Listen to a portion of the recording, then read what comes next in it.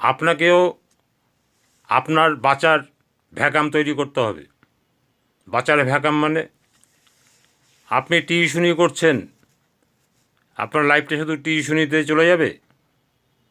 সাইডে একটা দোকান ধরুন, সেই দোকানে 11টা থেকে 5টা অবধি ডিউটি করুন, তাতে এক্সট্রা পয়সা আসবে। টিউশনির পয়সা, সেই দোকানে কাজ করছেন তার পয়সা। এর নাম বিজনেস ভ্যাকাম। আপনার একটা সেলুন আছে, আপনি আর একটা বিউটি পার্লার করলেন, এর নাম বিজনেস ভ্যাকাম। আপনার জীবনে বাঁচতে গেলে আপনাকে বিজনেস ভ্যাকাম তৈরি করতেই হবে, নাহলে আপনি বাঁচতে পারবেন না। তাই দেখবেন একটা রেস্টুরেন্টওয়ালা পরপর 10খানা রেস্টুরেন্ট দিয়ে ফেলেছে। যেমন পিৎজা হাট কতগুলো দোকান দিয়ে ফেলেছে কত জায়গায়। তা আপনাকে এরকম বিজনেস ভ্যাকাম তৈরি করতে হবে।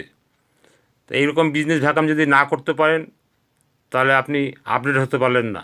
আপনাকে আপডেট হয়ে যুগের সাথে তাল মিলিয়ে আপনাকে চলতে হবে। যদি না চলতে পারেন তাহলে হবে না। এখন মানুষ ঘরে বসে সমস্ত জিনিস চাইছে, ঘরে বসে বাড়িতে বসে অর্ডার দিয়ে দিচ্ছে, কাপড় প্যান্ট জামা সব বাড়িতে চলে আসছে। আগে দোকানে গাড়ি ভাড়া করে যেতে হতো, এখন গাড়ি ভাড়া করে এসে দিয়ে যাচ্ছে। তাই দিন কীভাবে বদলাচ্ছে, আপনি আপনাকে বদলান, বিজনেস ভ্যাকাম তৈরি করুন, নাহলে কিন্তু কষ্টের শেষ থাকবে না। আপনি একটা ব্যবসা নিয়ে আপনি তাল সামাল দিতে পারবেন না। যদি সেই ব্যবসাটা, যদি সেলুনের ব্যবসাটা কম চলে, সেলুন আপনার আছে, সেলুনের ব্যবসা যদি কম চলে, বিউটি পার্লার ভালো চলছে। আবার বিউটি পার্লার যদি কম চলে, তাহলে আপনার আইসক্রিমের ব্যবসাটা ভালো আছে। যদি আইসক্রিমের ব্যবসাটা কম চলে, তাহলে আপনার ঠান্ডার ব্যবসা আছে, ঠান্ডা কোকোকোলা, থামস আপ, এটা ভালো চলছে। এর নাম বিজনেস ভ্যাকাম। আপনাকে এরকমভাবে আপনার জীবনে নতুন নতুন ব্যবসা তৈরি করতে হবে।